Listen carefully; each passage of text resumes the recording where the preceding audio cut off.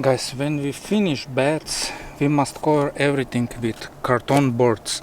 Carton boards must be without color, because if color was not good, you have a lot of chemical inside.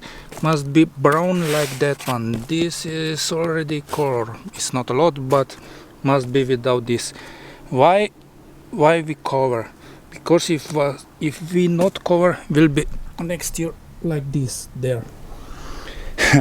Will grow very fast, will grow grass here around. Like that one is not good. We must put here carton boards, then on the top of this a lot of straw, like 20-30 centimeters of straw, and that will be perfect. Will keep inside moisture, and will inside in bed will grow a lot of microorganisms.